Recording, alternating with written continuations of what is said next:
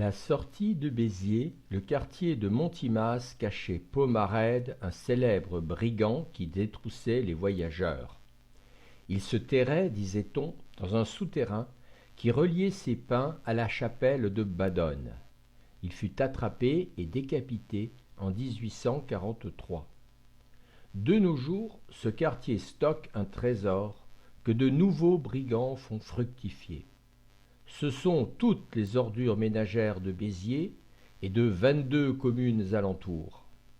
La décharge ou centre d'enfouissement technique est de par la loi interdite à toute matière dangereuse, dont en particulier les déchets fermentescibles comme les restes alimentaires.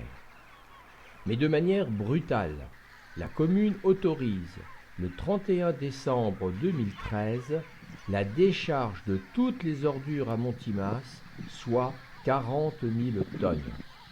Elle le justifie par la fermeture sans appel de la vieille installation de traitement sur la route de Bédarieux, appelée l'UVOM. L'UVOM aurait pu transformer les déchets en compost de qualité s'il y avait eu un tri sélectif préalable des déchets.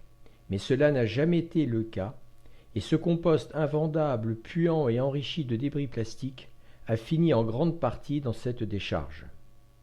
On a laissé vieillir ce pauvre UVOM afin que nos édiles, avec un esprit de conquête redoutable, puissent se lancer dans la construction d'une nouvelle filière de traitement des déchets.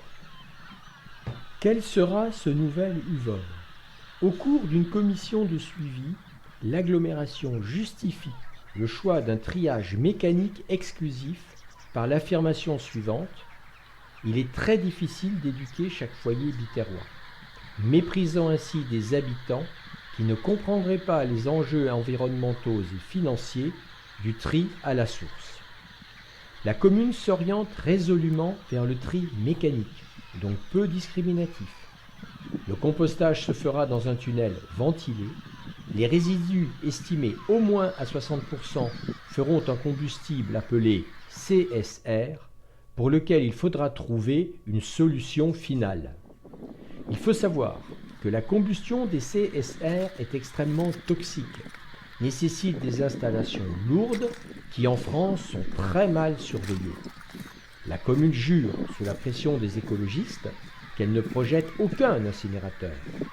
Si elle tient parole, faudra-t-il brûler les CSR dans l'incinérateur de Lunel, dans la cimenterie de Port-la-Nouvelle ou dans une centrale électrique chinoise? Ce projet municipal, sans concertation, a le mérite de rester très flou sur la totalité de la filière et donc sur son coût final. Revenons à la décharge de Montimas.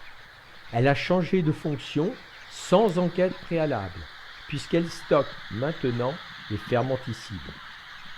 Pour lui donner une coloration écologique, une installation s'évertue à transformer le méthane qui s'en échappe en électricité. Mais faute d'une captation suffisante, ce méthane s'évapore avec tous les autres gaz nauséabonds. Nous pourrions presque affirmer qu'il s'agit là d'un stratagème grotesque pour justifier a posteriori le déversement de toutes les ordures. Les incendies de décharge, incinérateurs et méthaniseurs ne sont pas dus au hasard, mais à la production de gaz inflammables par des déchets non contrôlés. Ils sont très dangereux pour les populations et l'environnement. Les incendies sont fréquents comme ici, comme pour les incinérateurs de Lyon et de Lunel, et comme tout récemment pour le méthaniseur tout neuf de Fos-sur-Mer. Ces choix industriels constituent un risque environnemental certes, mais aussi financier, supporté par le contribuable.